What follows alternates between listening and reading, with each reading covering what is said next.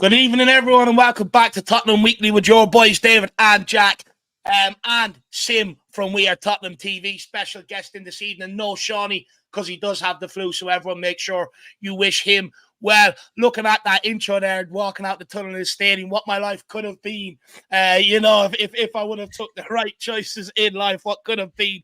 Could be doing that nearly every second week. That'd be awesome. But look, we'll get around and find out how people are. Jacko, how are you this evening, my man? Doing all right, Dave.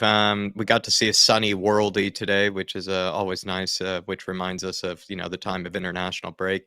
And, on you walking out of the tunnel, maybe that's why Daniel Levy gave you that experience in the first place, was to give you that experience of regret, maybe looking back in hindsight, all those great things, that we can have. But yeah, that was a good time to experience that for sure. Good to have Sim, cozy kind of three for this sort of a show today. Talk about reinforcements, what maybe Spurs need, kind of bit of a news that's kind of circulating over the international break because they got to fill the void. Yeah, no, look, there's a bit of news out there, of course, in the title. Ruben Neves, Tottenham extremely interested. That's a transfer I think would excite many of us. Sammy Mockbell today talking about Gio Lo Celso. Apparently Postecoglou impressed with him in training and stuff like that, and maybe he's coming in to fill the Maddison void. So we do have plenty to talk about. But let's go down and find out how the one and only Sim is. Sim, how you keeping, my man? Yeah, I'm doing all right. Thank you, Dave. Thanks for having me on. My pleasure being here. Talking about that sunny worldy that Jack was referring to earlier, we were doing a watch along on our new Korean channel. So we were watching Sonny's full 90 minutes. So if you want a full breakdown, I'm happy to give it to you. But what I can tell you is there were parts in the second half where every time the camera seemed to pan on Son, he was literally on the floor, like writhing in pain and like seemed injured. And it was a distressing watch at times. He was clutching his calf, he was clutching his knee. But I can thankfully report he ended the game injury free. So hopefully that should be good. But yeah, it was good to see him score a worldie. He hobbled off though. He didn't. He did hobble off, but he came back on. He came back on the pitch. He finished the game, and he was seen after the game as well, running around the stadium clapping the fans. He wasn't walking, he was running around, doing it quickly. So he seems to be okay, which is great. And yeah, look, international breaks are not a great time for us content creators, but we're here to pull it all together. Very dull time, very boring time, very hard time to fill as well. So, but we'll do our best this evening. Hopefully, everyone else out there that's tuning in joins in with us as we go along. Get your questions in, get your answers in, and we'll do our best to get everything sort of discussed within the hour. Let's welcome a few people in this evening. Let's see what we have with us. We have the one and only Adrian Schrocka. Good afternoon, sir. Hopefully you are keeping well, my man. We have Daniel 1960. Big up, Dave, Jack, and all in the chat. Looking forward to the stream. Come on, you Spurs. Big up, Davey boy. We also have Cheese Room John. Afternoon, alls. Please do like and subscribe to this brilliant channel. Big up, John. Hopefully you are keeping well, my man. We also have the Big D. Big up, Dave and Jack. I hope all is well. Big up, We Are Tottenham TV. Great to see you in the building, Big D. We also have Michael says, the intro always jump scares me so hard. It's designed to get you pumped up. That's the thoughts behind it, Michael. Get you going. King Huddle says, good afternoon to all. Jack, you need to help me out here. What's Says, that word? All acolytes, Dave, and devotees of the great Australian Big Ange Postecoglou. And then he says, and as always, come on, you Spurs. Shows how much you love Big Ange, that your love for Ange has come before the Coys there, King Huddle. So that's how much Ange has overwhelmed you. And good to see you as well, of course. Martin Knightsbridge, Dave, the one and only. Jason Bell is joining us this evening. Anthony Rose. Big T is in the house as well. And then Rudy 2 and Polio 125. Big up, everyone. Hopefully you're all keeping well. We have a few things to kind of address, kind of you could say, I like to call it almost like a smorgasbord of different sort of type of questions, all different, types of areas that we will cover over this international break. So please, everybody, smash the like button, get the comments in. And if you do want to stop us at any stage, feel free to throw a super chat. And then also for all the members, Dave did a very clever idea in getting some member questions that Sim will be put to answer, and plenty of them are actually for Sim specifically. So we're going to lock him down and see what he has to say for it. So if you do want to interrupt that at any stage, feel free to grab a membership and participate in that. Or like we said, feel free to get your comments in and send a super chat to support the channel. But big up to Lisa, Big Boss Man joining us, as well as Ellie and Colin Turner. But shall we get started? Big up, Ellie. Yeah, look, let's get into it. Like Jack said, also smash that like button and feel free to help support the work that your boys are doing here. We don't have any big wigs behind us, so every little does help. But look, Jack, let's take it away, my man. Let's get straight into it. Let's put me and Sim under some pressure. Clickbait or not, we did see Ruben. As a combo. Clickbait or not, we did see Ruben Neves all over kind of the articles and the thumbnails today, Simeon. And reports today did suggest that Tottenham could be extremely interested in the Al Hilal midfielder. How much belief do you really give to this? You know, do you find it realistic? He is unsettled by the looks of things in Saudi Arabia, as are a lot of kind of big starlets over there.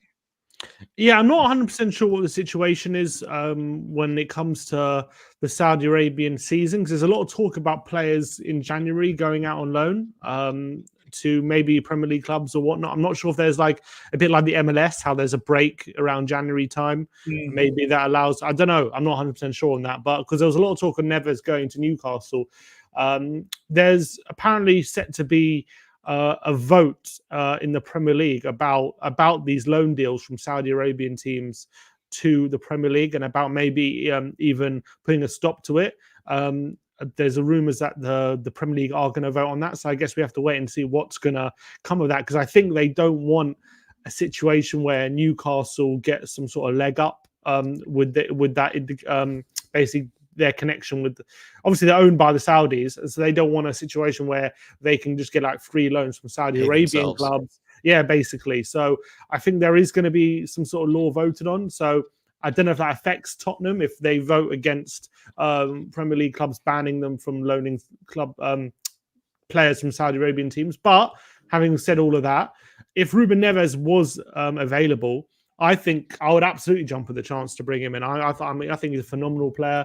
I actually think when it comes to like a profile of midfielder we're maybe missing in our midfield, he's the kind of guy that I would want, a real good elite kind of passing midfielder who's got an amazing passing range. He's really good. He's got an amazing long shot as well. I look at all our midfielders. All of them are very good. Like I like all of them. I don't think we have many bad options. But I don't think anyone's as good a passer as Ruben Neves in our midfield. I can't think of anyone who's got as good a pass as him. He would be a very good alternative to probably Basuma in the number 6. Could probably play the number 8 position as well. I'd assume it'll probably be a 6-month loan. So maybe it's cover for the African Cup of Nations, maybe, or just till the end of the season. I don't really see it being an absolute necessity to bring him in, unless we're signing him on a permanent and there's an opportunity to do that. I mean, a 6-month loan would be nice, but is it something that is really necessary? I don't really see the point of it, because we have a good midfield. So I don't see the point in just bringing him on a 6-month loan unless there's a possibility to bring him in permanently come the summer. Like, I don't see the point in just bringing him on loan just to add numbers in midfield, and we have quite good midfield players available at the moment. So it would be a bit of a peculiar one for me. And plus, the fact that he's in Saudi Arabia right now, I'd assume that means he's on a hefty wage packet, to say the least. So if we were to sign him on loan, would that mean Tottenham have to take on his wages? I'm going to assume he's on 300 grand a week plus. That might be a conservative estimation. Double that, probably. Yeah, that might be conservative. So I can't see Tottenham playing anywhere near that. And if we were to take him on permanently, what would that mean? So I think the financials probably don't make sense. So I don't see this being a goer. But in terms of the quality of the player and how he fits in, I definitely would consider it 100% if he's available in it and that we can make the financials work. But I just don't see this being a goer. Yeah. Before you consider go ahead, Dave. No, sorry. Go on, Jack. I was going to say, before you even consider Neves going to Spurs, I think you have to consider whether Neves would actually even leave at all this January, like the likelihood of that happening, the possibility of that happening. It does seem like he's unsettled in some regard, but even like you mentioned, like a 6-month loan, like how is that possible for like a team like the Saudis who would not benefit in that scenario whatsoever? That's like a lose-lose for them if he went on like some type of 6-month loan, because that then means he's likely to still leave, probably earlier than they expected.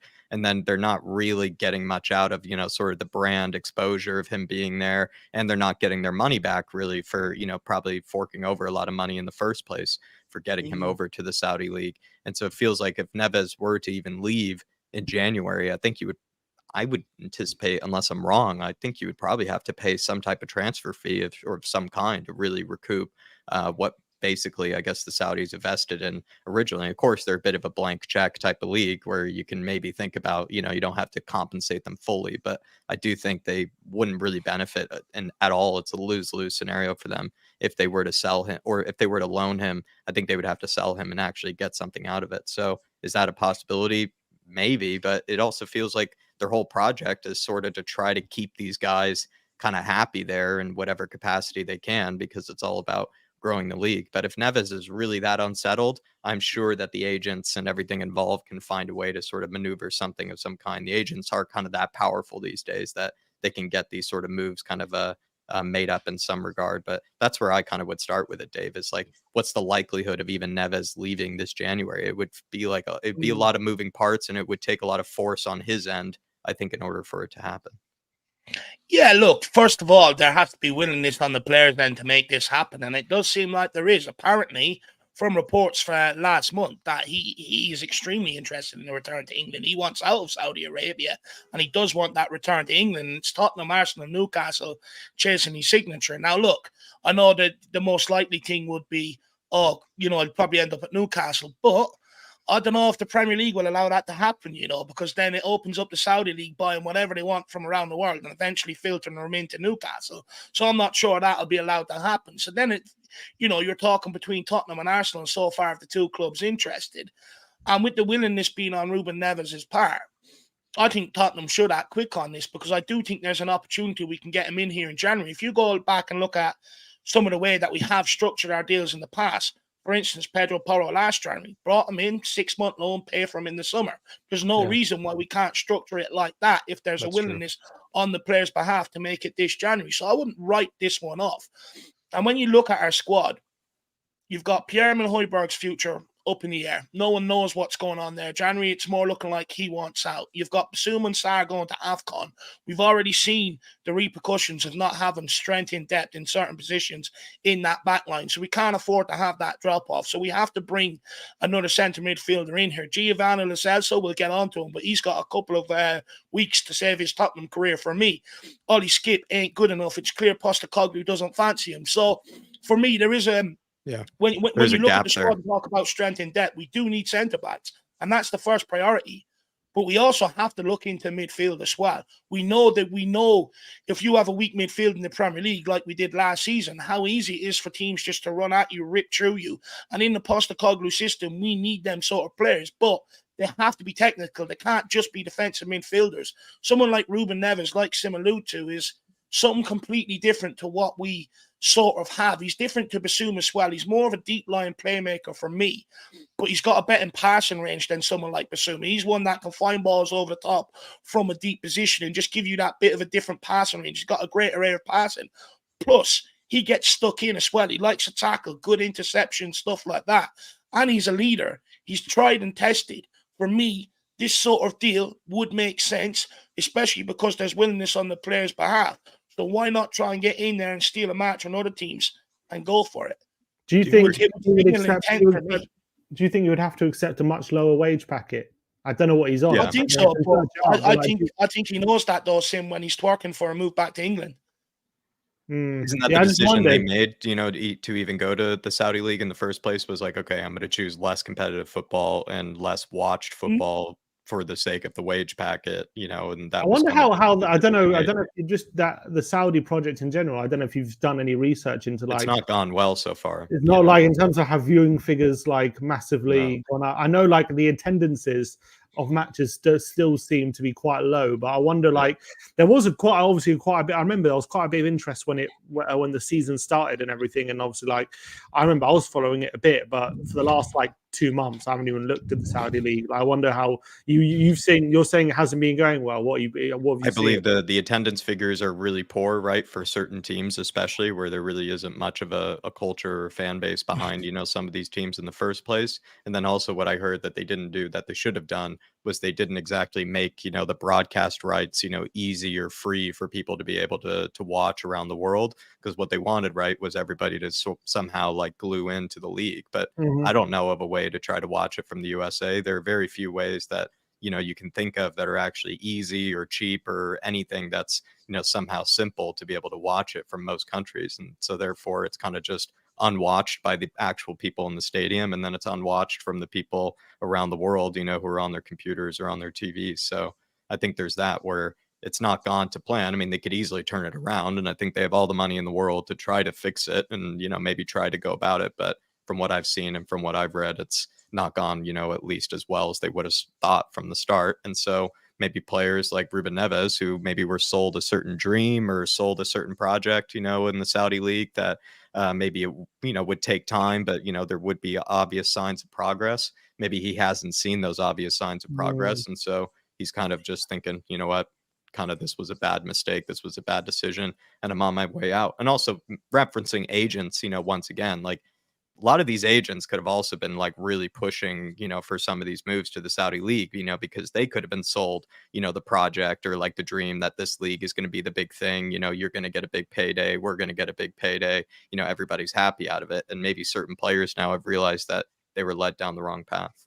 Well, agents always push for the move, don't they? When there's Right. opportunities, that's where they make their money. They get their agents' fees, and that's But obviously. this is what it means. It would take a lot of effort yeah. on Ruben Neves' end, right? It would mean he would have to go against maybe what his agent originally set out for him. He would have to go against what Al Hilal, originally sent out for him, or El Alhi, and all of those sort of things are, would take a lot of power on his end to do. And if he's really keen on it, then absolutely, I think, this could be a realistic transfer. And also on top of that, right, because you mentioned, like, can he really go to a Newcastle or a Chelsea? Because is that like some type of insider, type, spending Insider or whatever trading. it is? I don't know what the right term is. Might be right, Dave, but it is, fishy. It's definitely fishy is what I think of it. So, But look, yeah. Just as a point of reference, quickly, I'm just reading. Apparently, he's on around 300 grand a week. That's what they're saying. So that is something to work with. I mean, he would have to drop it by at least 50%, but that is something to work with. Look, I think he'll have to accept that he's going to have to drop his wages if that report saying that he's dreaming, that's the call, he's dreaming of a move back to the Premier League. I think he'll have to accept he might have to cut his wages. So, look, let's wait and see what happens. I think we'll all agree, there has to be willingness on his side to make this happen. And then it's just about Spurs, being smarter than everyone else in the room, which sometimes we're not. So we'll wait and see how the Ruben Neves one pans out. If you are enjoying the stream so far, make sure you smash that like button. Feel free to share it out far and wide to all your Spurs friends and family, and tell them to come and subscribe to the great channel, the Irish Hotspur, and also We Are Tottenham TV. And guys, feel free to get your thoughts in. Feel free to make them stand out via Super Chat. Great way to support everything we do here. Jacko, let's keep it moving, my man. Let's keep it moving. And I might skip ahead to another question and then kind of circle back, but I feel like it's on the theme of sort of kind of transfer still. We've been linked with a lot of center backs, right, Sim, kind of over the summer, as well as even kind of during this period where we're not in a transfer window. Lloyd Kelly, Trevor Chalobah from Chelsea. You have Mark Guehi, of course, from Crystal Palace, Tosin Adarabioyo, Paris Schurz. I believe a new one from Borussia Mönchengladbach, I believe is Ko Itakura. You have just so many great names and great sounding names of center backs, young, experienced, maybe some that less experienced. It's kind of a wide range. Gleison Bremer, I'm even seeing on the list here as well. Who do you think Spurs would realistically actually go for, and who do you maybe want the most at the same time? It's a great question. Obviously, looking at who the names floating around. There's obviously a wide range. If we're talking about what we're talking about, like in January, we're talking about just kind of like this January. January, we need someone in January. Yeah, Spurs have to go for somebody. If I'm talking about January, obviously the obvious name that probably is at the front of the queue is Lloyd Kelly, just because he'll have 6 months left on his contract. He's a young English centre back who's playing week in, week out in the Premier League for Bournemouth. I think he's a left-sided centre-back as well, so kind of fits the profile of what we want. He's pacey. In terms of quality, obviously that's the big question, whether he has the quality to step in and really be a good backup for Romero or Van de Ven, whether is it a massive drop-off still, or can he actually step up and surprise a few people? But I think he would be the obvious name, because given that he's got 6 months left on his contract, you would imagine he could probably get him for fairly cheap. So I think if I'm thinking of like the club, who I think the club probably will go for, someone like him makes sense. Who would I want? I mean, I would love the club to really push the boat out and not think about money too much and just try and get someone who can not just be a backup for those two, but really challenge them and push them. I think that's what we really want. And you look at some of the best teams, and as much as I think Van de Ven and Romero, they're a great partnership, and you don't want to. I'm not saying we have to sign someone to replace them, but I just don't like the idea of signing someone looking at them as a backup. If we need a squad, I want to sign someone who's actually going to push those two centre backs to be even better and create some competition. Is that term backup, Sim? Is that term backup sort of derived by us fans? Because when you sort of read it in the media, they do portray it as, or write it as, competition for Romero and Van de Ven. Do they? I mean, they also seem to they also seem to make it think. Maybe it is from the fans, to be honest, and because Van de Ven and Romero have been so good, and also because they both cost a decent amount of money, I guess it's easy to think about anyone else brought in by not being able to compete with them, and just seeing him as someone who's going to have to wait for his opportunity. Which, look, if they do, I think any centre back coming in will have to be realistic and know that they are going to be coming up against two really good centre backs, so they won't be able to just walk into that starting 11 100%. But in a perfect world, I'd love Spurs to push out the boat for like a Guehi or a Tapsoba or something or whatever, and really just like sign someone who is not just ready to step in, but looking to steal their place, which I think would be good. But I just don't see Spurs doing that. I don't see Spurs spending a lot of money on anyone in January. I can see us maybe signing someone for 20-30 million. I think in this day and age, that isn't a lot of money, but I'm talking about really, spending 50-60. I don't see that happening at all on anyone. So I think Itakura sounds like a really good option as well. He's like, I like the sound of him a lot. He seems like one who would be a really good signing. Pershers, I believe, has picked up a really bad injury. So I don't know if he's realistic this January. He seems to be out for a while. If I remember rightly, I think he picked up an ACL, I think, or definitely a bad injury. So I don't see him being an option in January. Yeah. I think Itakura, I think he can play left back as well, I've heard.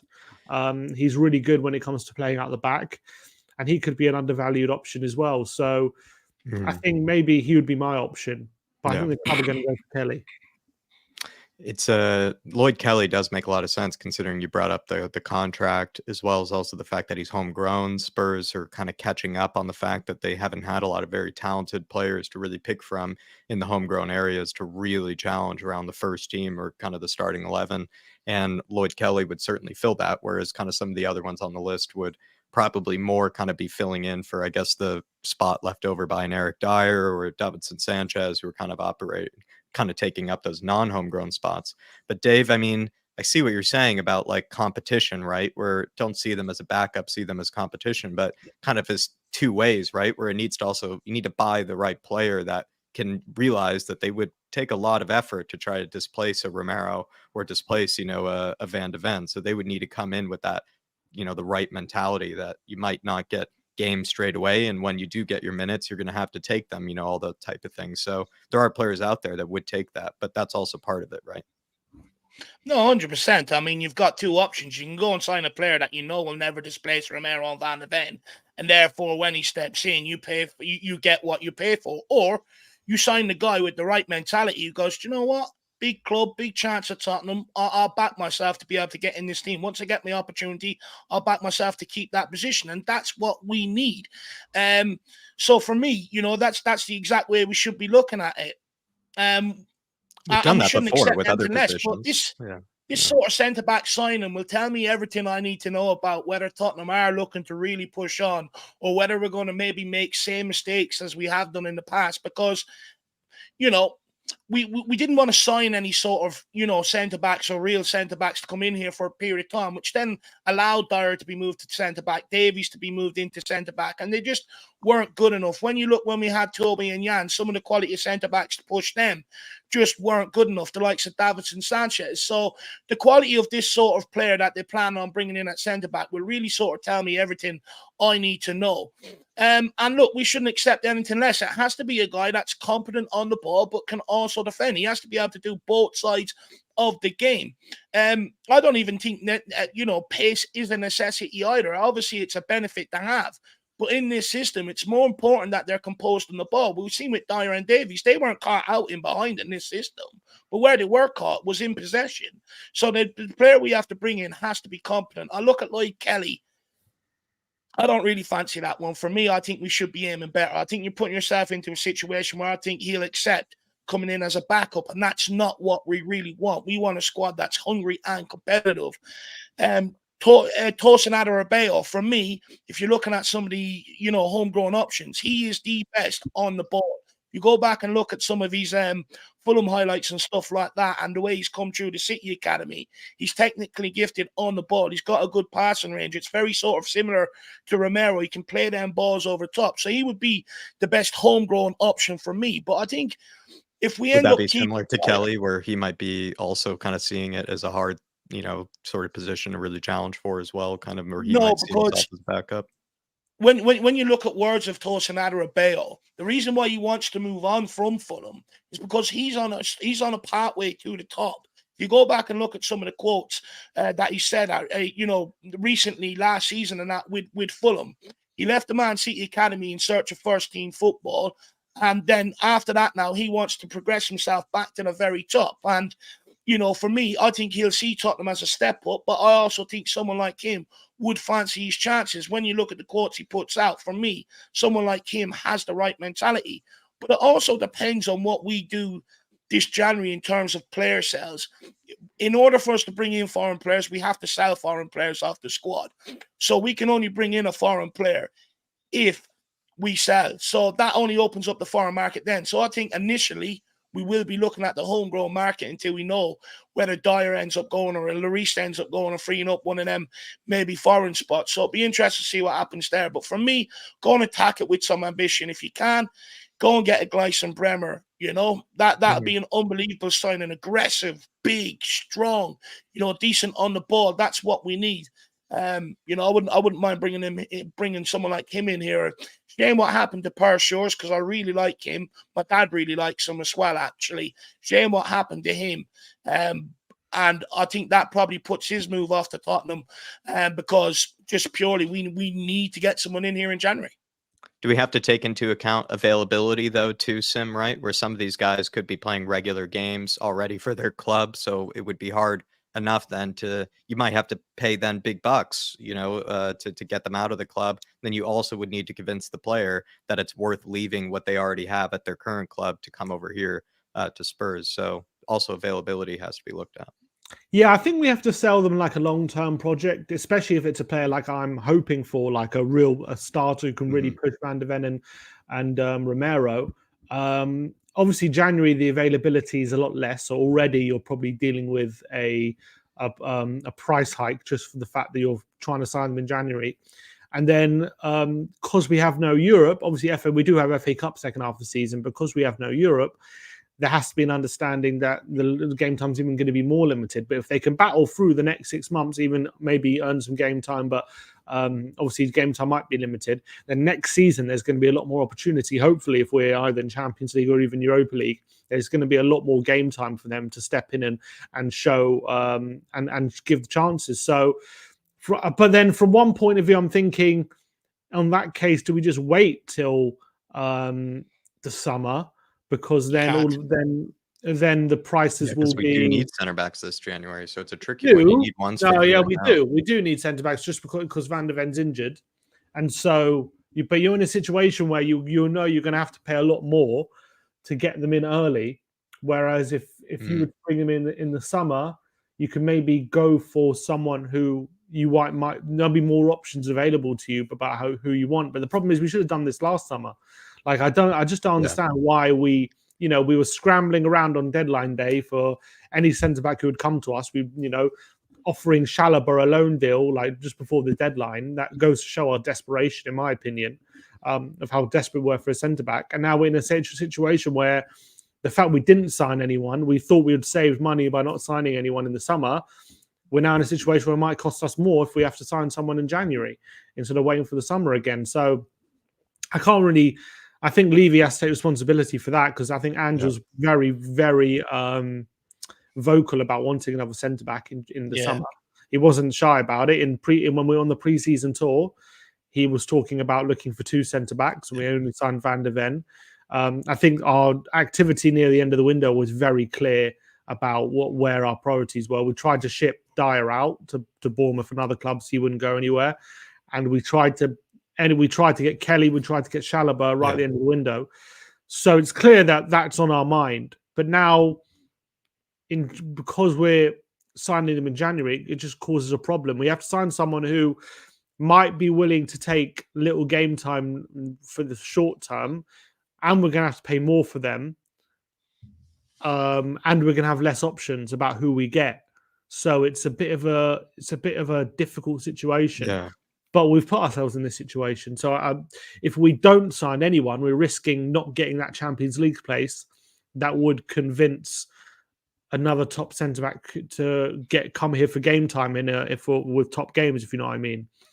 So if you're basically, what I'm trying to say is, if we're trying to sell a centre back to coming here with limited opportunities, if we had Champions League football to offer them, like, here, look, you'll get minutes in Champions League football, top level football, that's a more convincing sell. But we might not get that Champions League football if we don't already have a centre back to help us get there, if you know what I mean. So that's the thing. You have to speculate to accumulate in positions like this. We've already seen how costly the error is. For instance, we didn't have to be in this position. I had to bring it up. Yeah. But I did push for Langley all summer for this exact reason. I bet how many people would want Clement Langley back here at Tottenham Hotspur now. You know, you even go back to last January. We needed centre-backs last January. The club didn't do it. For whatever reason, they're taking their time, giving us a bit of strength and depth in that defence. And we've already seen so far at the start of this season the importance of having a good backline. Just go out and do it. You know, the thing is, I don't want to hear any more of this. You can't get players in here to come in and you know, be a squad player. Of course you can. Look at Arsenal. They managed to go and do it last summer. They managed to go and get players that nobody thought would accept a squad role and bring them in. You know, you look at Chelsea. Look at the amount of players that signed on the dotted line there. City have it. You know, there's no reason why we can't have it at Tottenham Hotspur. It just comes down to ambition. If you put the money on the table, the player will come. You put the project on the table, the player will come. So it's that simple. Go and do it. No excuses. I'm sick. I'm sick to death of Tweedledum and Tweedletwat, Dumb and Dumber, absolutely costing this football club every time they step in, bringing negative spell around this football club, bringing, you know, speculation around managers and everybody else around them. I'm absolutely sick of it. It's about time the club put an end to this once and for all. Let me ask you this about the centre-back situation. Obviously, technically, we have, you know, Phillips and Dorrington there. I know they're 18. I, for one, look, I'm not calling for them to start games or anything, but in your opinion, does age matter for you when it comes to giving these centre-backs a chance, or would you like to see them just maybe get a run or get a game just to see if they can handle it? I think, to be honest, Sim, I feel like a lot of Spurs fans, to answer your question in an interesting way, a lot of Spurs fans have forgotten that we've played some of our academy players in similar times like this, when we've kind of just needed somebody to step in and sort of just do a job where they, you know, you're not even expecting all that much. You're kind of just hoping that they can be part of a team effort to get over the line and see whatever points or whatever sort of we can do to get over and, you know, achieve what we need to for, you know, might be a tough period. And we had that with Harry Winks. We had that even in Pochettino's era, right? He brought in, you know, Bentaleb. He brought through a bunch of academy players, you know, at the time that were definitely unproven. Definitely, we had no idea. You know, whether he got his chance. I can't remember how old he was. I can't remember how old he was when he got his chance. But Jose brought him in, right? Because he just needed a job done, you know, and against Liverpool of all teams as well. So is that really dissimilar to Ashley Phillips or Dorrington stepping in? And I'm not saying both of them step in at the same time. Dave and I have never said that. I think, you know, we really like the academy. We would almost like to see that, but I think we're trying to be realistic at the same time, where we just need one of them to step in and do a job of being at least good in possession or be solid defensively. I even said it doesn't even need to be both, because we're a kind of threadbare situation right now where you're not going to get exactly what you get with Romero or Van de Ven, where they do both at a very, you know, satisfactory level. We need just somebody to either be good enough in possession that they're not giving it away or playing these hospital passes or slowing down possession in the way that we were against Wolves, or we need somebody that can actually just be like kind of Tanganga was in that Liverpool game, solid enough defensively that, you know, he's not going to cost you in any sort of way, or at least can put in the effort necessary that brings the intensity and the energy levels to see if you can get, you know, a good performance, you know, out of the squad. And I don't think it's that crazy to ask from, you know, us as fans to just show a bit of faith, show a bit of bravery in some of these younger kids. We've done it before with players like Skip, Winks, Tanganga, Bentaleb, the list goes on. And also, too, look at other clubs that have brought through like guys like Rico Lewis, even in the case of Man City, or, you know, plenty of other teams that just randomly will throw in an academy kid. And turns out, you know, he is ready or he's maybe not. And there's no shame if he isn't ready. It's just you do it because you might need to do it. And you just take that, you know, bit of bravery and that bit of adventure. And I wish we had done that last time out. It's okay that we didn't, because I think he had to give Dyer that chance. He had to prove whether he was good enough or not. And I hope next time that he does, you know, show some bravery at least. And also us fans need to show some bravery too. Exactly. And you know, everyone goes on, what if we put them in? They're going to be slated. Of course they're not. People can tell the difference between an 18-year-old and a 30-year-old. You know, an 18-year-old, you know, you would give him that bit of leeway. But a 30-year-old that keeps making them same mistakes and doesn't learn from it, you know, what's the point? We're one of the only clubs in England that don't give academy players or young players an opportunity at Tottenham Hotspur to thrive. You can go right through the leagues. You'll pick out many clubs that are giving some of these younger players an opportunity. But also, when you look at our business model, you know, in order for us to be able to compete with a lot of these other bigger clubs, we have to start raising funds through being able to sell on academy products, or by not buying in certain positions and filling it with academy players. Because you know, then what it does is, if they're not good enough, we add money to our transfer budget to go and get someone that is. And if they are good enough, we save that money and we can go and outlay more money in another position and get the very first in class in that position. I'm at the point, right, with Dyer and Davies, I know exactly what I'm going to get.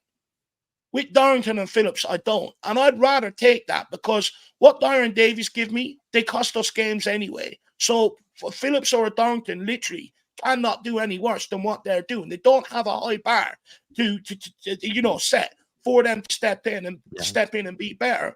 And we cannot forget Ledley King. We gave an opportunity to. I know people don't want to hear it because he went, but so does Campbell. We gave an opportunity to. I get it's more of a risk giving a young player an opportunity in the back line. 100% take that on board.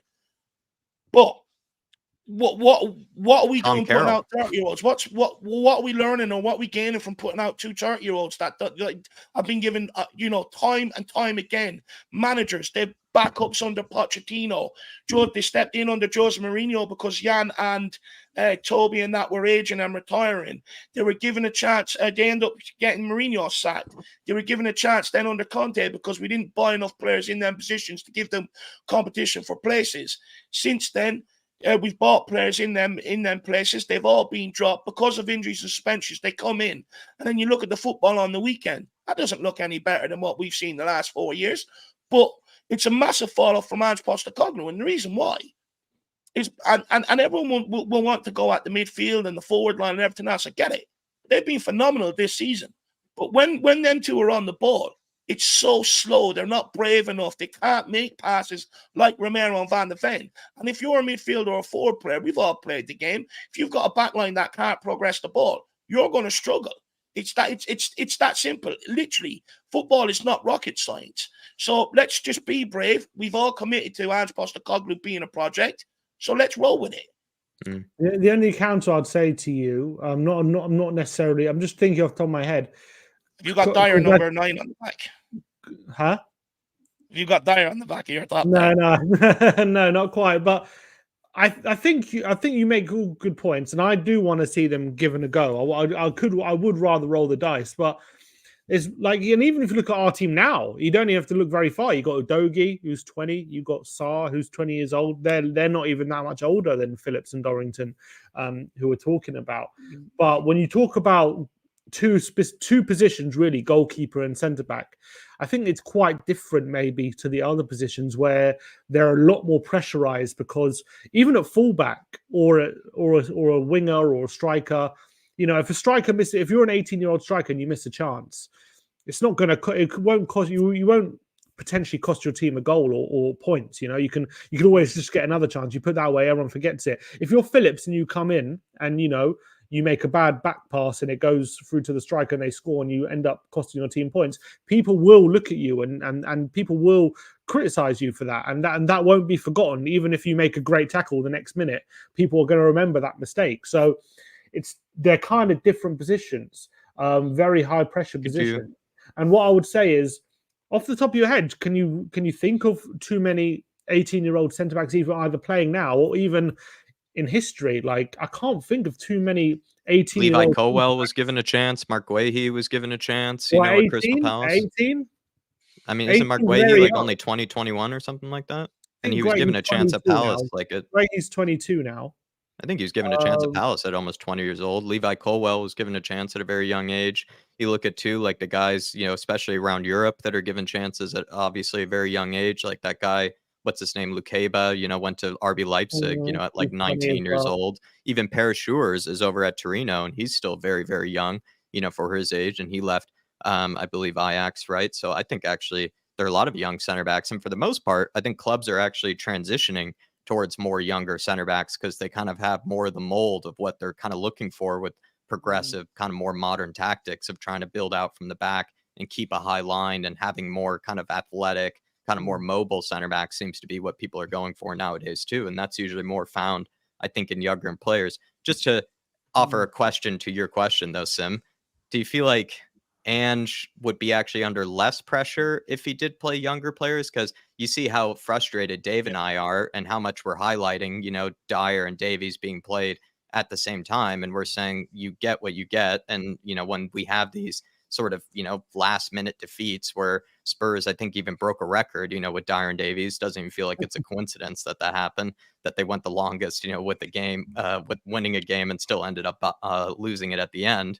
I mean, I feel like he wouldn't be under as much pressure if these sort of similar mistakes that we see Dyer and Davies make, if a Phillips were to make that same mistake, I feel like there wouldn't be that much hate towards Phillips or pressure on Phillips. And I don't think there would be that much pressure on Ange because we see Dyer and Davies make the same mistake. So why would it be that different if Phillips made the same mistake? It almost would be like the fans, I would expect, to not really be that frustrated by it because at least they're seeing someone else make the mistake instead of it being the same guy that we always have watched make that mistake for years. Like even look at Dyer last season, when he headed on to Mo Salah, or, the one-on-one defending that he had with Marcus Rashford. I'd rather see Ashley Phillips go through that than see Eric Dyer go through that, because me as a fan, it's giving us migraines, and it's just rather see someone else, go through that sort of period. And I feel like Ange actually in turn would be under less pressure because the more he plays players that we feel like aren't good enough and we feel like should be out of here, he almost in turn weirdly puts pressure on himself, I think, for that, because then he is ignoring, other options. What happened with Conte and Jose Mourinho? Everyone said, well, they continue to pick them. They die on that sword. They continue to pick them. It's only going to invite more pressure on Ange Postecoglou if he continues down that route. Just to take what King Huddle has to say here as well, why did Ange play Dyer instead of Phillips? You don't think there was a reason? Yeah, of course there's a reason. If you go back to what he said when he first came into the club, he's going to wipe the slate clean for absolutely everybody. And he done that. And then those who stuck around after the transfer, or just, those that were sticking around, he gave an opportunity in the Carabao Cup. Dyer wasn't fit.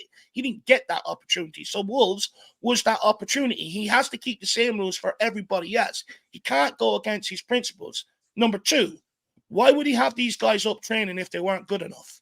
Or if he didn't think they weren't good enough? They wouldn't be up there training with the first team. They just wouldn't. It's that simple. So he's definitely putting his eyes on them.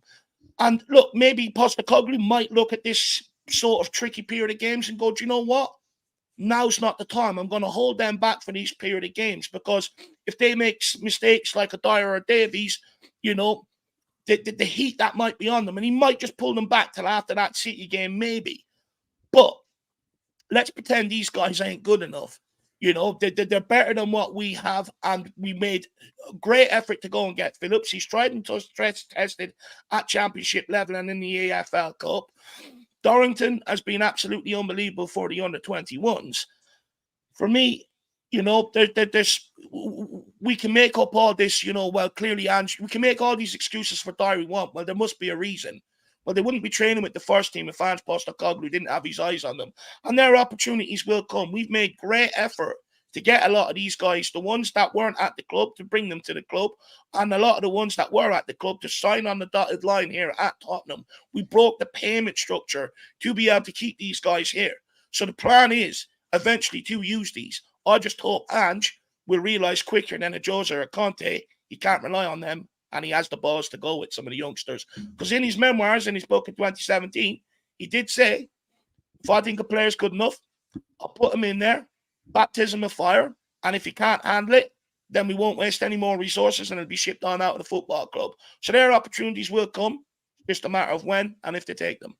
It's not like we're asking them to be better than Van de Ven or Romero. We're asking them to be better than Dyer or Ben Davies, which at the moment is, like you said, it's not a high bar, actually. I don't think it's exactly. a high bar. We go on like the bar's up here. It really isn't. Yeah, it's that bad for us. It's a 60-plus goal conceding pair. Like they themselves were contributing to the 60-plus goals that we conceded last season, and that's damn near relegation type defensive numbers. So really, like I sort of would emphasize, almost anything could technically be better. Like it really wouldn't be that much to ask to be better than those two. And I feel like it's realistic to add, though, that it probably will have to be Davies plus somebody else, or, you know, Romero plus, you know, one of these younger kids. It might have to be something like that. It's not going to be Dorrington and Phillips at the same time, but surely one of them, I think, can do a better job than what we've seen from others.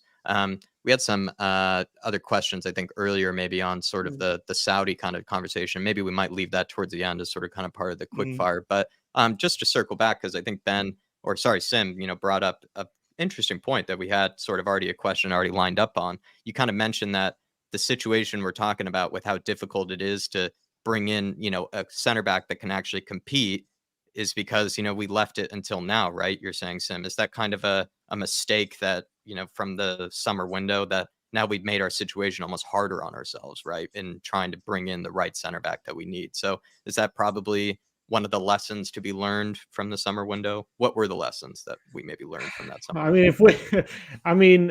I'm sick of our praying that Levy learns lessons from windows. I mean, it's been 20 years, so I've kind of given up on trying to hope that there's look.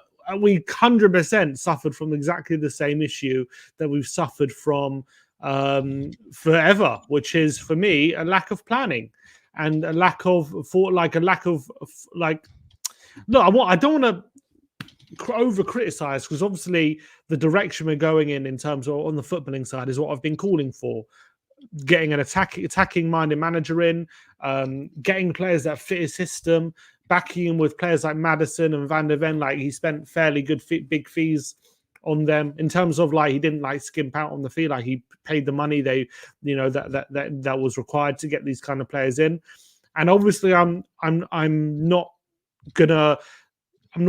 saying the complete squad needs to be built in one window. So obviously I understand it takes time to build a squad, and that's fair enough. But everyone, I think every single YouTuber, any Spurs fan you ask in the summer, you know, for weeks and weeks, we were saying everyone knew we needed two centre backs. Everyone knew that. Everyone knew we needed at least two.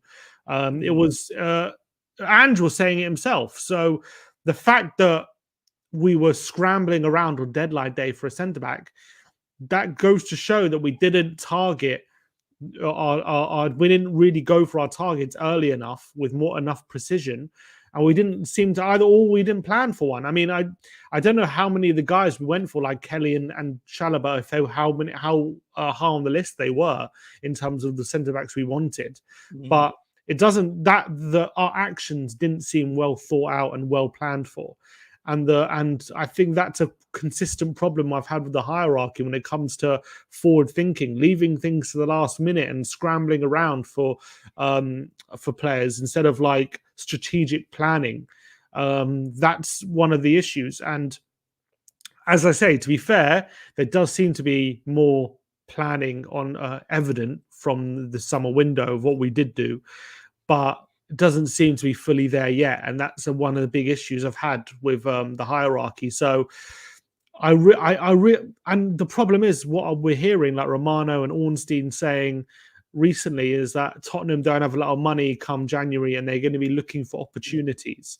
And I'm like, that's just the same shit we've been hearing for a decade, for the last 20 years, looking for opportunities again. That doesn't, again, if you're telling me we're a club who have a list of centre backs who we feel could fit the system for Postecoglou and we should be targeting, that statement saying we're going to be going into January looking for opportunities, that doesn't tell me that we're going into January with a list of targets who we're gonna aim to buy, and we're gonna really target them in January and try and bring them in. It seems to be like we're gonna go into January, see who is available and see who can improve us. That again doesn't smack of good planning to me. That again seems as though we're kind of not, our planning is still an issue, and that is something that's quite frustrating.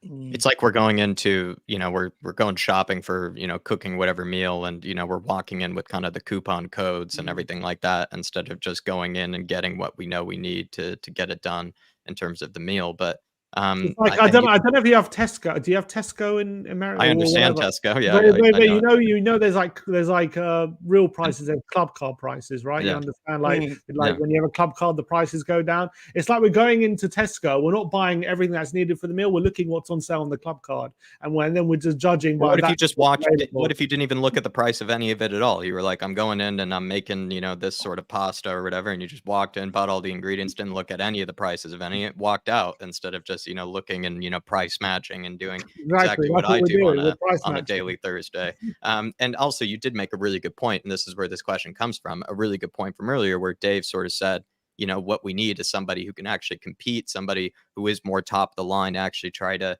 add the competition we need. But I think we've made that job so much harder on ourselves to actually be able to do this January, because we didn't do it in the summer, because we left it until now. So it's just made the whole thing so much harder on ourselves. Not saying it's going to be the excuse that I'll give ourselves, if we don't end up getting it done in January, but it is a funny situation where we actually had made this whole situation so much more difficult. Martin Knightsbridge saying, will Levy go balls out in the January transfer window? Dave, I'm holding hope that in some way we're going to at least bring in 2 to 3 players. I'm not really going to give much faith that we're going to spend a ton of money. I just at least am going to hope, Martin and Dave, that we at least know what we need. We know we need center backs. We know we might need another defender on top of maybe a center back, perhaps a left back or some sort of kind of more utility type player. And then we might look at also players in the forward area to really help out Sonny in the goals department. There's definitely some areas that we could look at this January. So I don't expect us to spend a bunch of money, but we do need to add in players. Look, we're not going to go balls out in terms of what we spend. If anyone thinks we're going to spend 100 million plus, forget about it. It's just not going to happen. Traditionally, under Levy's tenureship, we just don't go balls out in January. In fact, I remember Sir Steve Hitchin saying he hated the January market. So, but what I will say is, though, in years gone by, we have proven that we can operate in the January transfer window and bring in decent standard players. And, get positions that's needed. Under Conte, we brought in Kulu, we brought in Bentancur. And it was enough to be able to see us to go on and get the Champions League football. They really added to what we were doing. So we're not going to go balls out in terms of what we will spend. But I do hope we go balls out in terms of, recruiting in the right areas, because that's the biggest focus for me. I don't want to see any more wingers come into this club. We've got bloody loads of them, and we've got some in the academy. We don't need any more wingers. I just want to see us go balls out to get the right targets in the right positions to help push us on. But we ain't going to go balls out spending. That ain't happening. I think Martin knows that as well, though. Well, hopefully you can whisper something into his ear, maybe, Martin, if you ever get the chance. Big up to you, my man. Really do appreciate the support. Also, thanks for watching this evening. As you, Jerome, big up to you, Jerome. Hopefully you're all right today. If Eric Dyer accepted to leave and stop wasting our time, we should have got, or we would have got, that other center back. Do you agree with that, Sim? That, we were kind of, handcuffed in a way by sort of Eric Dyer's decision to, I guess, stick around and not go and take some of the moves that were presented to him. And let me add also a quote that he had over the summer, where he did say that he felt like the best years of his career were ahead of him as a center back. Now that he's reaching, the 29 to 30 range, he said that was when Jan and players like Toby were actually at their very best. And so he said he felt like his best years were ahead of him. If he really felt that, then why would he be happy to sit on the bench? Maybe he feels like, look, you got to remember to be a professional footballer and to get to the level these guys are at, you have to have a serious ego about you. Not in a bad way, but you have to have not again. Maybe ego is a bad way. Like self-belief. You have to believe you're the best. You have to, of course, you do. I think every footballer, that you're good enough. Yeah, that not just good enough. You're the best. You're more than good enough. Like you're better than who you're facing. They haven't got this to this place by, thinking this guy's better than me, or I'm not as good as this guy. Anyone they come up against, they think they're better than them.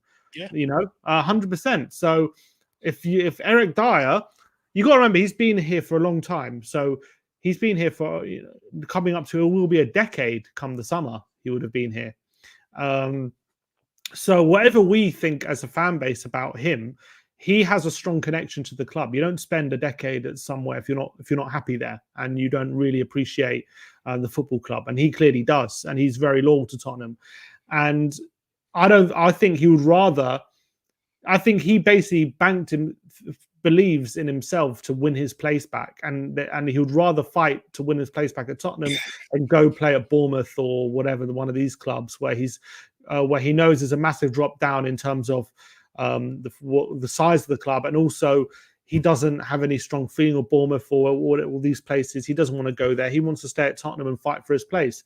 And if not, and if he doesn't win his place back, then in a year's time, he knows he's going to have full control of where he goes. He's not going to be forced to go anywhere. He's going to have control of his next destination. So I can kind of understand his decision if there wasn't any good offer on the table from a decent club, why he decided to stay at Tottenham. But I would argue, he should have really seen the writing was on the wall and that he wasn't going to have any real future this season. And considering how we want to play, he should have known it's not going to suit how he wants to be a player centre back, because he's just not up to playing a high line. And especially at this point in his career, he's just not that kind of centre back. But knowing Dyer, I'm sure he backs himself to get into the team. Oh, Dave's been disconnected. I think he's just fixing I think maybe he was lagging for a second, so I think he's just hopping back in. But you were saying on Dyer? Yeah, I think he probably hasn't accepted that he's not good enough, essentially, is what I'm saying. Mm-hmm. I mean, I think he hasn't accepted that he's never going to get in the team. He probably feels like if he can just get a chance, he can show Ange why he should be playing. But I think us fans, maybe in a weird way, because we're objective, we're not Dyer, so we can see it from an objective point of view. He's himself in a way, so he's always going to have that self-belief. He's not going to see it in a way we see it, that he can't play this system. He's going to probably believe in himself and think, I can do anything, basically. And that's probably what's helped him become the player, a professional Premier League player. This might be sort of cynical of me here, Sim, but I just have a feeling that he might have realized that the options out there for him, like you're sort of saying, he has such a strong belief in himself. So when he saw that the options out there for him were maybe less than ideal, or weren't maybe clubs that he thought were really suitable for his sort of level or anything like that, he turned them down. And then he was sort of willing to, I guess, put Spurs in this situation, knowing it didn't benefit him, didn't really benefit us or anybody. Like it just was sort of a lose-lose situation, knowing that he was going to be pushed out the door anyway, that he wasn't going to get that big new contract once he found that out. I think, not saying he was acting in any way sort of kind of spoiled or anything like that, but I think he was just sort of happy not to do Spurs a favor once he didn't get that new contract, once sort of the options maybe that were out there for him weren't really, in his eyes or in his world, ideal enough for him. So he was just sort of happy to, I guess, not really play himself and just sort of put us in this situation, which is why I think some of us do get really frustrated by that, because you do feel like if you are somebody that is truly motivated, to take on, the rest of your career, surely you would just go out and take, the 6-month loan that Luton Town were giving us or whatever it was, at the time, just go ahead and take it. But I don't know. I think it's not all on Dyer, though, at the end of the day. It is also on, I think, the club for not just doing what they could have done, which is really, make life more difficult for some of these players that were trying to go about it this type of way. And it ended up, leaving us in this weird, awkward situation where we were ready to sign a new center back. It looked like a Lloyd Kelly or like a Chalobah or whatever it was, but we just couldn't, because we were not really strong enough in, trying to get these type of players out of the club that we knew we didn't want anyways. Yeah, look, if I'm Eric Dyer, I would want to stay at Tottenham. I know the writing's on the wall, right? I probably won't get as big as wages as I'm on now, and I'll probably have to take a step down like Harry Winks and so many has had to do since they left Tottenham Hotspur. But I'm sorry, it's not good enough from the club's point of view. We can't be letting these players hold ransom. For instance, the minute he got whiffed, Harry Kane wanted to leave, he sold him because there was money on the line. But he will not put money on the line to be able to pay up the guy or agree to pay up the guy to be able to get him gone. I get it. We have to, for fairness sake, you have to think of it from the player's side too. I get that. But I don't support Eric Dyer. I support Tottenham Hotspur, and I want what's best for this football club. And in order for this club to truly progress, they have to do more of getting these players out the door. Because at the end of the day, these guys are costing us left, right, and centre. Not only are they costing us points on the pitch, but, we're allowing them to run down their contracts where there's very little resale value on them. Then we're still paying them all the way up until their contract ends. We are shelling out money left, right, and centre. We're in a very tricky position the last few years where we're not really generating anything from player sales, bar Harry Kane last summer. We're not generating anything from it. This can't keep continuing. And the reason why it's continuing and going on for so long is because we allow these guys to basically do what they want at this football club. You want to stay? No problem. Let's invite Circus Soleil. We'll have a fucking party. I'm absolutely sick of it. The club has to start being ruthless. You want to back a manager. You want to get serious. You just go, look, sorry, Eric. I get you think you're the best, but sit down with me here for 3 hours. I've got a full highlight video of every mistake you've made at this football club. This is why we're going to agree to terminate your contract. You're out the door. We have to progress. And that has to happen. It has to happen sooner or later. I'm sick of it. I get we have to think of it from the player's side, but I support Tottenham. We did it with Aurier, didn't we? We cancelled his contract when he had a year left. But that was a very rare occasion that we seem to do it. So you're saying we should have, with a year left, we should have just cancelled his contract and let him go on a free. Just if we needed centre backs that badly, yeah. Even if you don't want to do that, right? Me personally, with the evidence I have on the football pitch, I would have done that 100% if I was chairman, But if we're going to the way we operate as a business model, it goes against that. I can understand that. But then that's where you bring him into the office and you make it perfectly clear to the guy. You're not playing a minute of football this season. You're not a part of the manager's plans. Nobody wants you here. Oh, by the way, you won't be training with the first team either. When they're gone home, you'll be coming in the evenings and just disrupt their life that way. That way, I'll guarantee you, very, very quickly, the player will go, I can't take this, I'm out of here.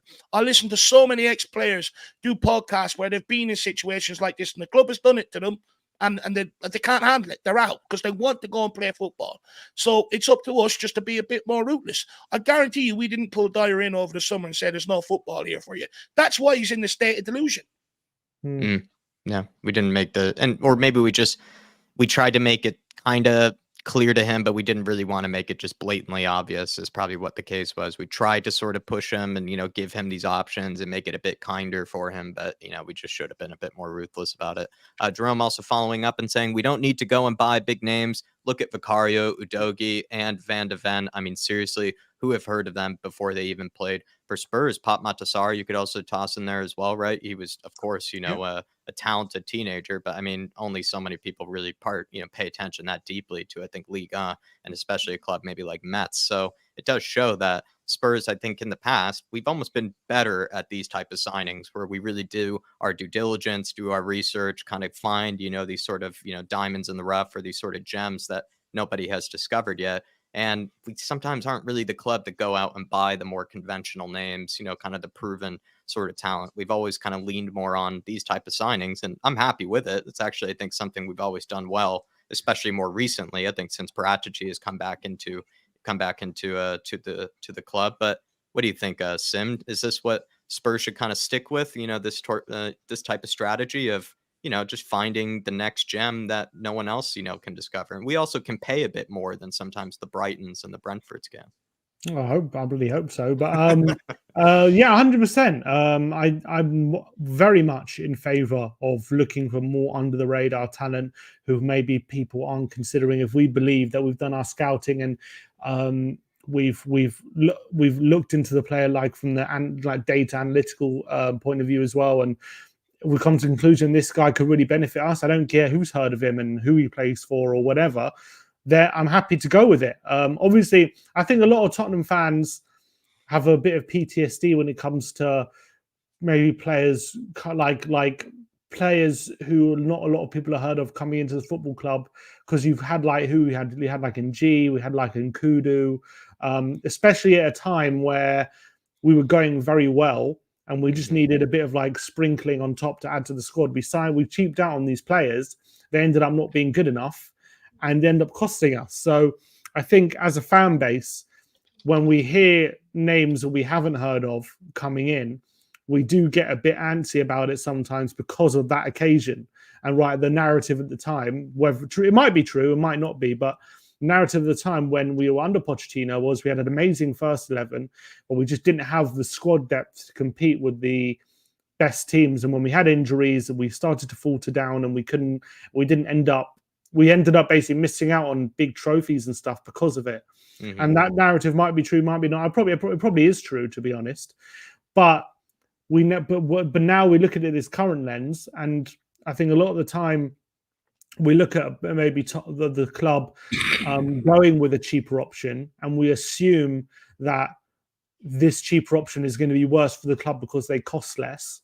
And I think we're already seeing evidence at the moment that might not be the case, and maybe there's a method to the madness of buying players who aren't, maybe just because they're expensive. So I do definitely urge fans to be patient with players, even if they're cheap. But that isn't to say that if we do. But the problem I've always had with the club isn't that they go cheap on players.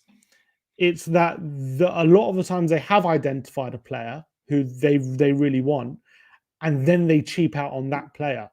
Mm-hmm. So I don't care if you have if you've identified a player who doesn't cost a lot and you go for him and you sign him. That's what I don't care about. What I do care about is, for example, I don't know, there's numerous scenarios, but like, I don't know, off the top of my head, like Bruno Fernandes or something, or a Morgan Schneiderlin or some whatever. I don't know, a player like that who we've identified him. We want this player. We go into direct negotiations with the club, and then we end up not agreeing a deal because we skimp out on like 5 million or something, and then we end up going down the list. And that's what I have a problem with. I don't have a problem with Spurs identifying a player who's cheap and then signing him because we think he's going to benefit us just because he's cheap. I don't have a problem with that. What I have a problem with is skimping out on our targets who we've actually identified, and we miss out because we decide not to pay up the money. That's what I care about.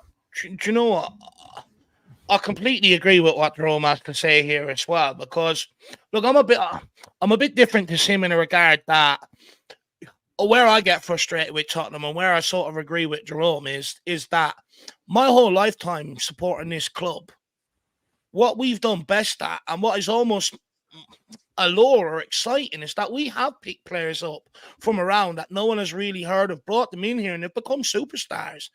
Walker, Rose, Lennon, Bale, Modric, Jan Vertonghen, Christian Eriksen, people like that. Young-Min Son, who knew about him before he came over to Tottenham Hotspur? Berbatov, when we signed him from Germany.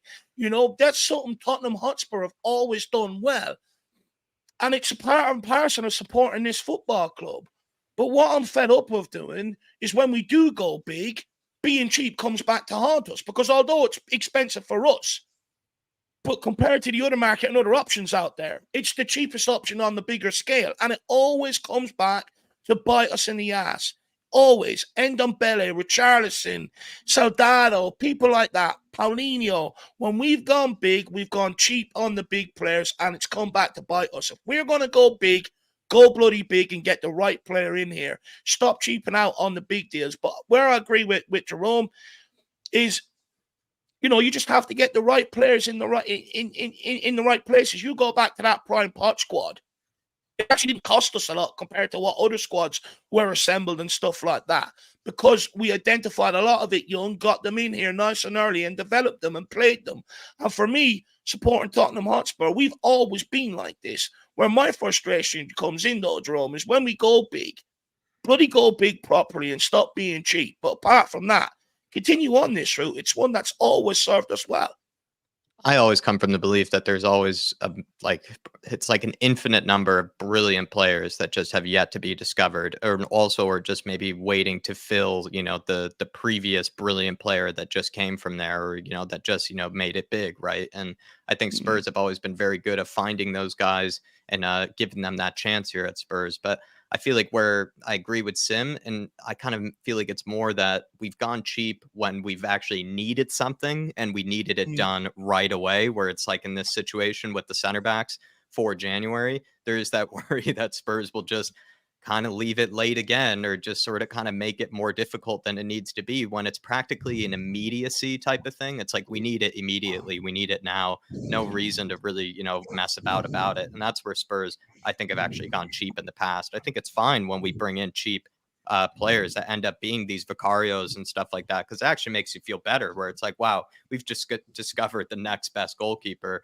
that no one, else was able to look at, whereas everyone else went for the conventional names, the ones in shining lights that are already proven. I think Man United just quickly are very guilty of this, where they just consistently seem to go after some just sort of ready-made, or at least conventional name of some kind, only to find out that he wasn't worth, the 60 million in the first place that they, ended up paying for him. Whereas they could have spent 20, 30 million on someone that actually ends up being worth 70, 80 million more in the future, something that Spurs actually do more. But where I do feel like I get frustrated with Spurs in the past, Jerome, is just that when we needed a goalkeeper, for example, in Vicario's case, we could have signed Vicario a season or two ago, but we left it until now to do it. That would be an example of when Spurs have not done something as immediate as they should have. And that's where I get more frustrated. Like Skriniar, we could have gone for 45. We decided we bulked to that price, and then we ended up getting Roden, and it cost us in the long term. Like some things like that.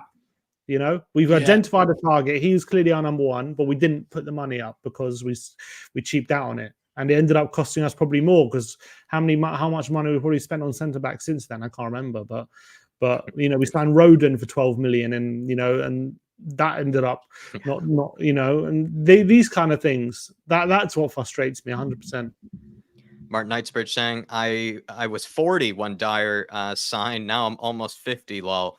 Davies and Dyer, probably the most underwhelming testimonials probably ever. I think I've only been a Spurs fan for practically a little over 10 years, Martin. So these are the guys that I've stuck around with, as been here almost longer than I have, these type of players. And it really is underwhelming.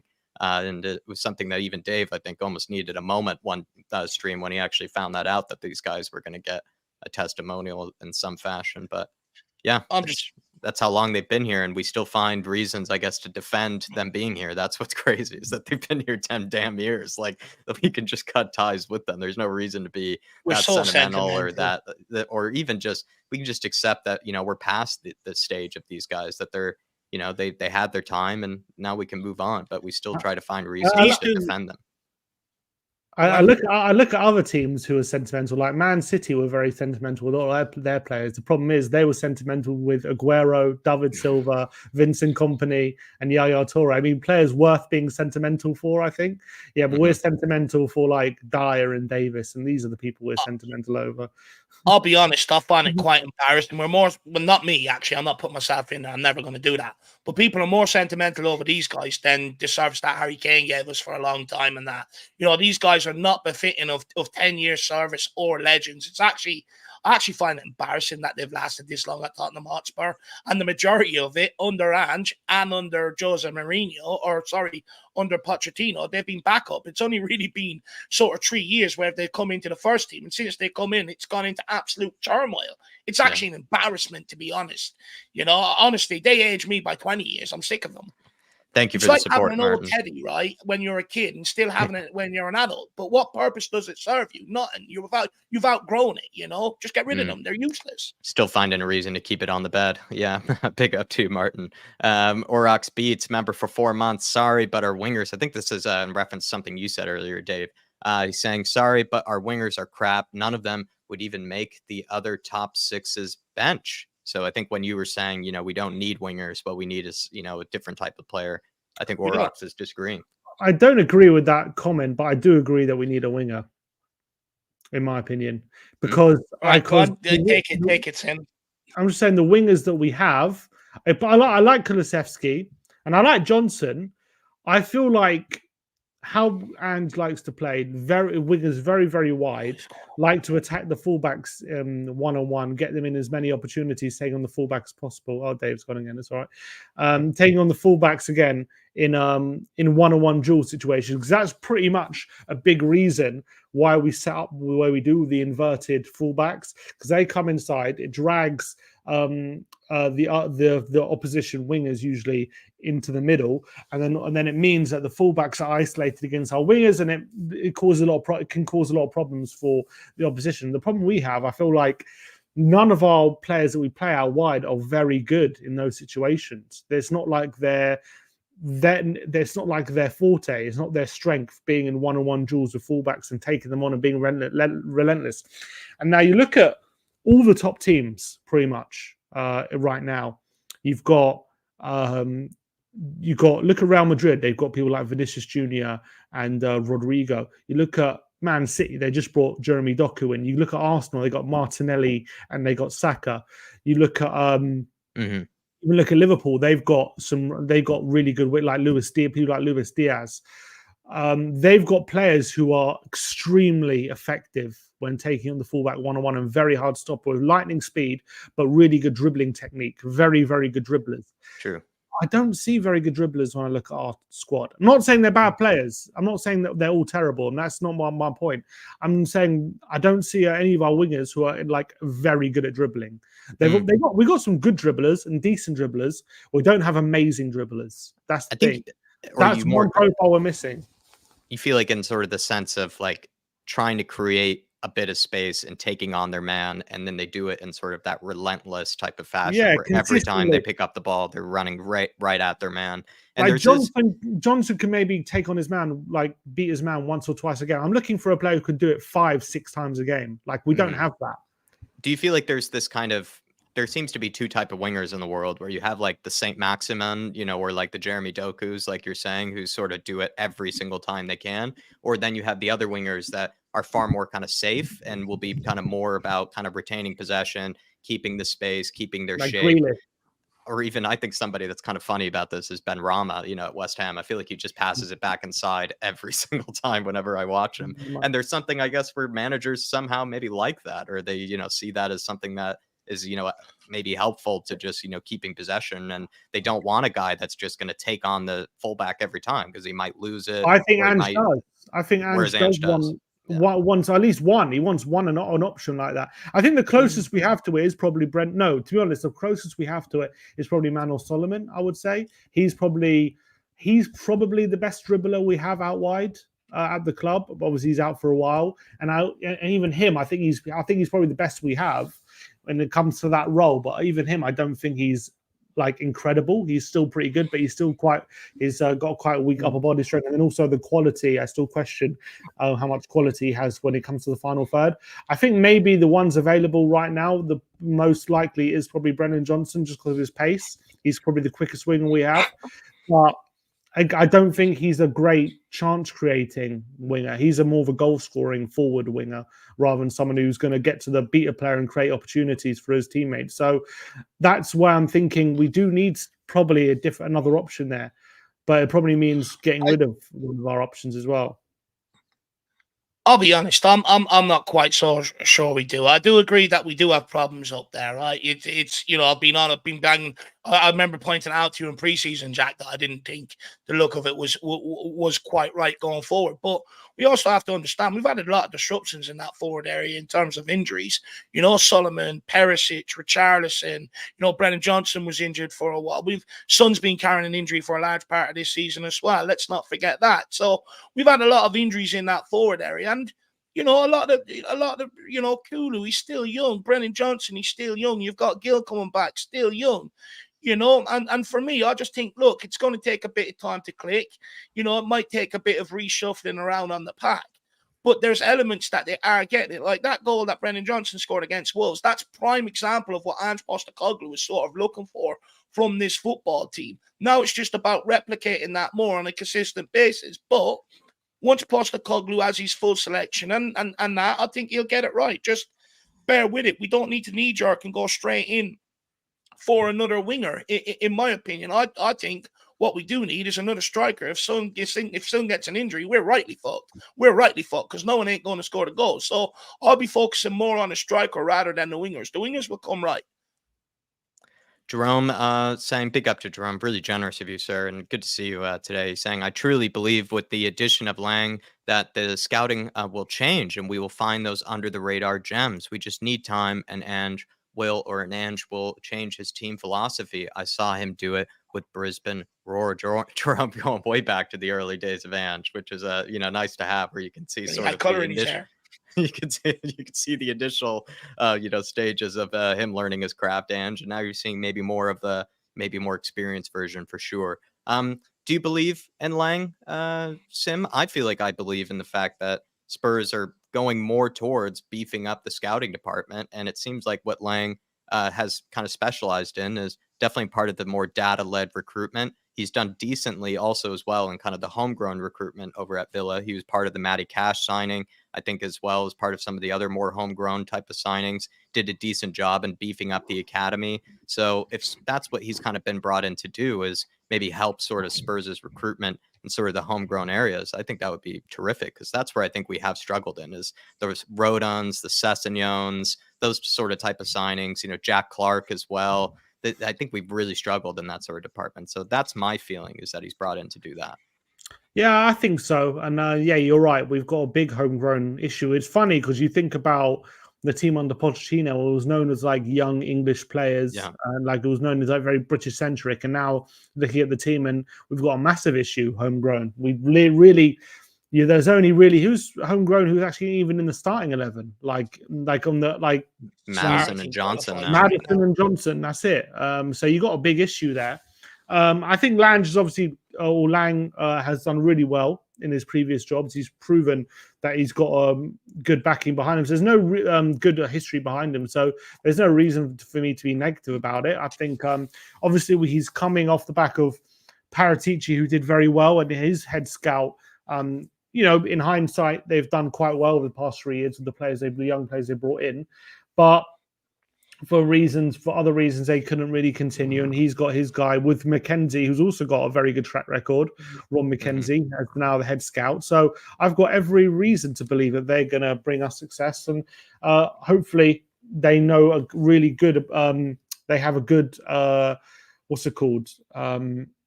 They know a lot about obviously the homegrown market and about the English market, because that's what we really need right now. And maybe that's why we're looking at that guy from Juventus, the Junior. He's English, and he of under 21s, and he's maybe one that could be a good option to bring in, who's a young winger or something like that. So yeah, 100%. I think he could definitely. I think he's going to change things for the better.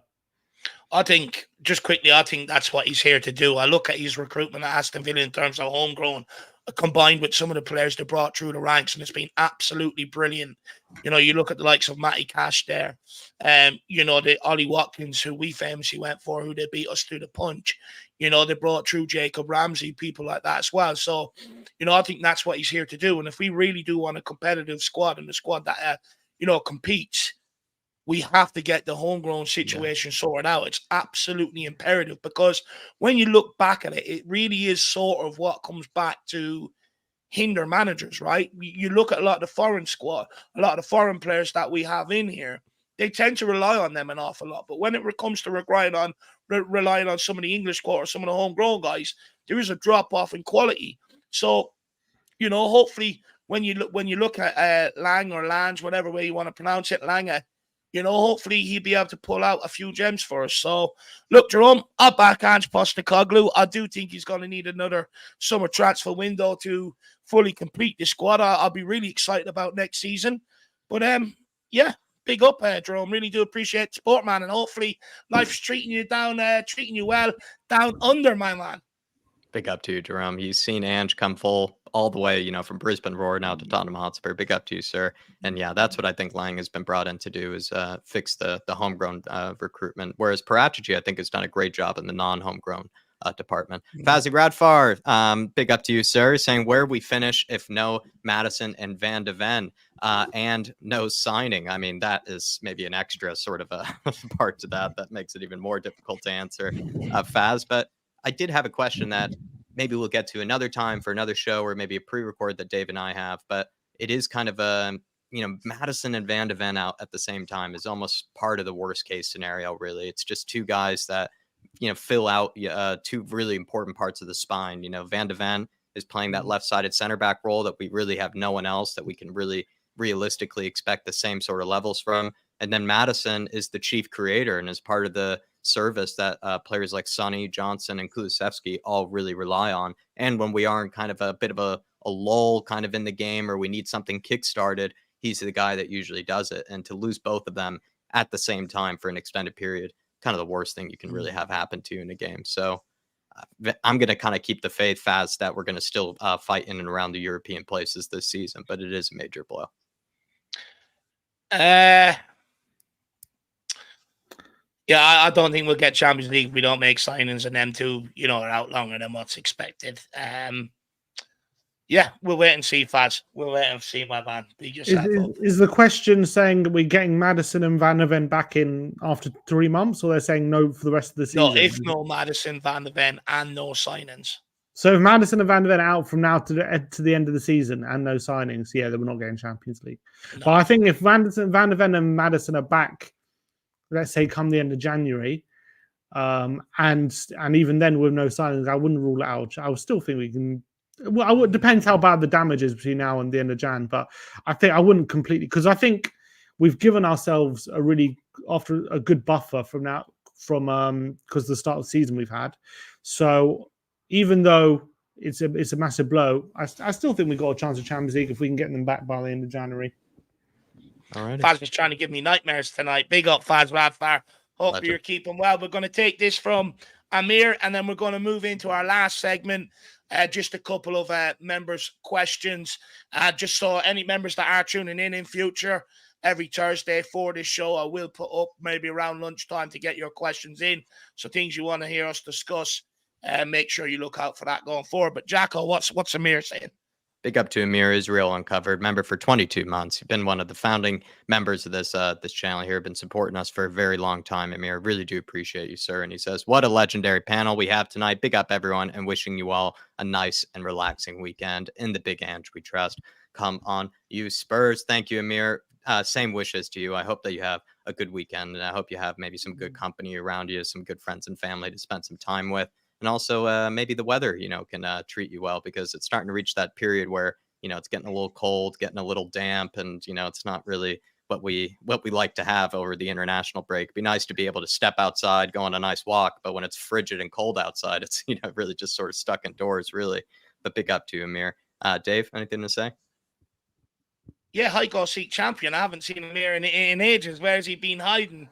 He's probably got lost in that cap of his that he likes to wear. But Amir, brother, good to see you, my man. Hopefully life is treating you well, sir.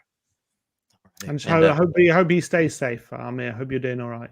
Stay safe, Mr. Amir, and we'll check in with you soon, my man. Really do appreciate the support over these 22 months. Been with us probably even longer than I've even been around this channel. We're going to take some members' questions that the members sent in before the show, just quickly rapid fire here, and really do appreciate all of the members that do support this channel. And so we do try to find ways to sort of give back and trying to do this here. KPV has a question for you, Sim. And he says, how many goals will Son score this season, and how many clean sheets will Vicario keep? Numbers. So goals for Son, I'm going to go for, was this Premier League goals or all competition? Yeah, go Premier League. Premier League, he's already on 8. I'm going to say he's going to hit 22. I'm going to go 22 goals for Heung-min Son. And how many clean sheets will Vicario keep? How many has he kept already after 12 games? 5, I think. Is it 5? Is it 4 or 5? He kept 1 against Fulham, 1 against United, 1 against Luton, and 1 against did I say Bournemouth? Bournemouth or Burnley, right? Bournemouth. And that's it. I can't think of another one. 4. 4. So 4 after 12 games. I'm going to say after 38. I think our record is 16. I think our record is 16. I don't think he'll hit that. So I'm going to go for 14 clean sheets. Wow, we really broke that down there. I'm going to take the under on the clean sheets. I'm going to say he finishes 13 or 12. And I think that's very respectable. I think that's around kind of, sort of the top of the league. Goals, I'll take over on the 22 KPV. I think he'll get over 22 this season in the Premier League. Dave, quickly, yours? Clean sheets, I'm going to go 14 for Vicario. And for goals for Sonny, I'm gonna go 24. Beat his best record in the Premier League. 24. Another one from Sean Maddox here.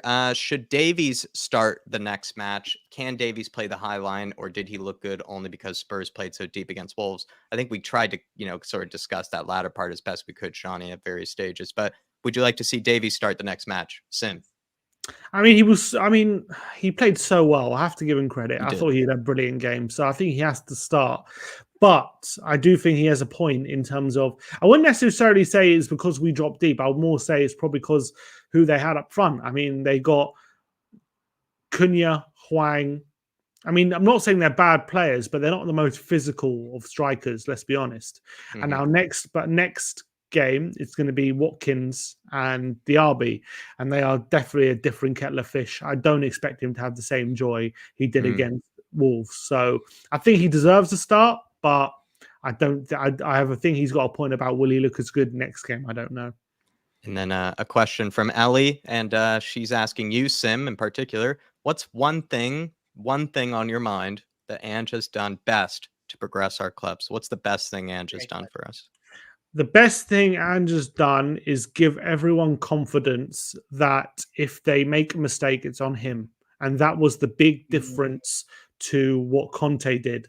Conte was, if you make a mistake, that's your fault. I'm going to call you out in public. That means you're not winners. You're not good enough.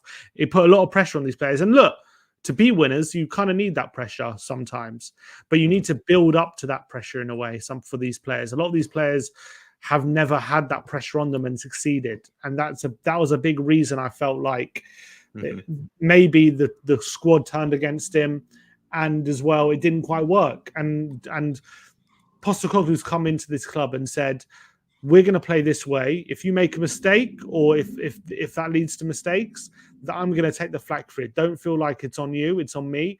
And I feel that that's given the players the freedom to try things and be confident on the ball and play the way that to a better effect. I think that kind of mentality by Postecoglou has really given these players a new lease of life. So I think that's the biggest difference.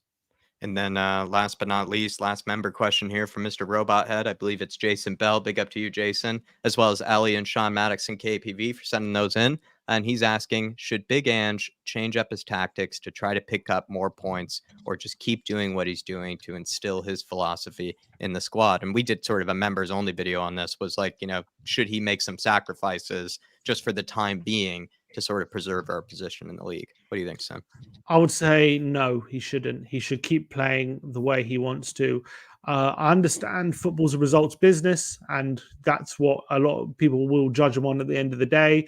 And you've got to find ways to get results. I do agree with that, but I also think that you have to learn about your squad and to learn about your players and who fits the system and who can play the system. You need to see them playing the system. You can't just keep adjusting your system for the players, because then you won't learn anything. And at the end of the day, you might get short-term results, but in the long term, it won't progress you. You've even seen with Ten Hag, he's adjusting his system for the players that he has. And sometimes it gets some results, but at the long term, he's now a year and a half in, and he probably hasn't learned enough about his squad to know who can play the system or not, because he keeps adjusting it. And that's why he's also lost the squad. But I think that's why you keep seeing problems. I think you learn the most when you get the stick to your guns, and then in the long term, it'll pay off, and that's what will benefit you most. I think you saw with Guardiola when he first came to the Premier League, he didn't adjust his way of playing for the players. He played the way he wanted to, and he learned by the end of the first year who could play a system, who couldn't. He got rid of the players who couldn't. He brought in players who could. Then they went on to dominate the Premier League. Even the same with Jurgen Klopp. his first season, he didn't just completely adjust his way of playing for the players. He played the way he wanted to, and he learned about who could play his system. Same with Arteta. You know, he had a lot of short-term problems, but he had a lot of long-term gain. I think that's what we've got to go with. So for me, yes, you could say, oh, if he plays this way or that way, maybe he could get better results just to adjust. But you don't learn anything from that. You just all you learn is how to get short-term results. You don't learn about the squad enough, in my opinion. So it might hurt us in the short term, but I think he should keep playing the way he wants. I like that answer. I like that answer. And then I think my internet's gone. Sorry, Jack. You were out. No worries. I was just gonna say that was a section that Dave came up with everybody where we just asked some members, you know, if they wanted to ask the guest or, you know, whoever we might have on any sort of last minute questions or good quick fire questions. And I really like that. So if you want to get involved, feel free to become a member. And then last but not least here, Iceman, member for 3 months, saying no words needed. Best Spurs channel on YouTube. Love your fellows content. Come on, you Spurs. Come on, you Flat Cap Army. In the Big Ange we trust. We never stop. And then also Iceman reminding me of my time where in the last video where I was bragging about my position in the fantasy league, you know, the fact that I broke inside the top 10. He's saying, Jack, how's that, you know, momentary stint inside the top 10? Because now I'm outside of it, you know, once again.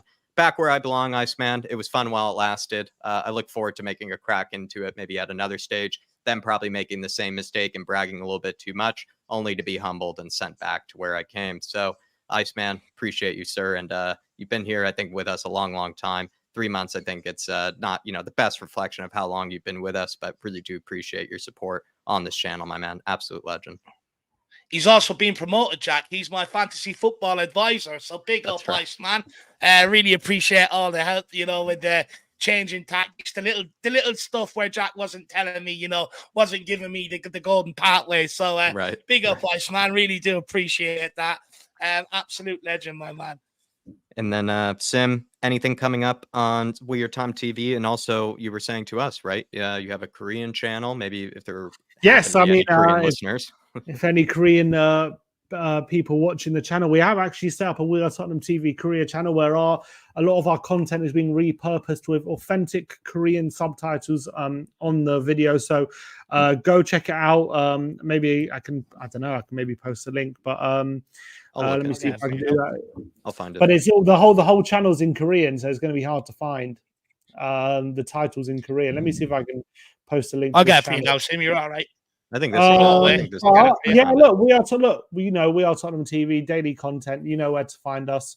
We're going to be posting content over the international break, keeping everyone up to date with how all our players are doing. We've got some unpopular opinions coming out very shortly as well. So go check that out. But yeah, look, big up to everyone.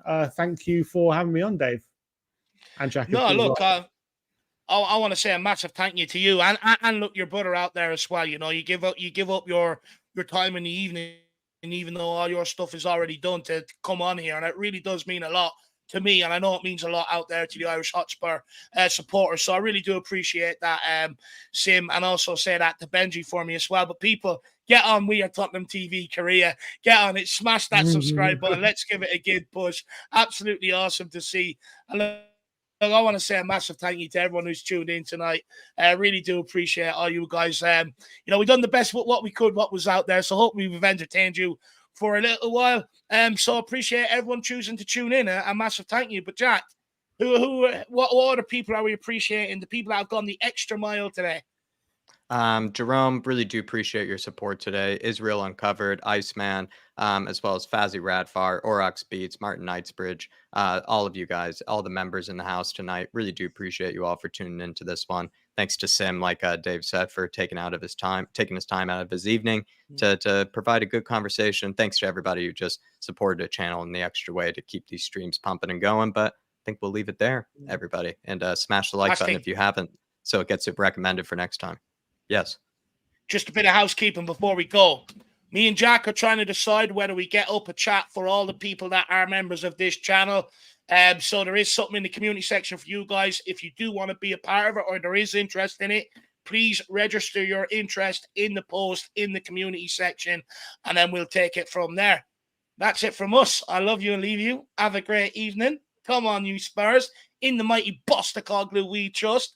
we never stop, and we're ready to go again. See everybody. Come on, you Spurs. Come on.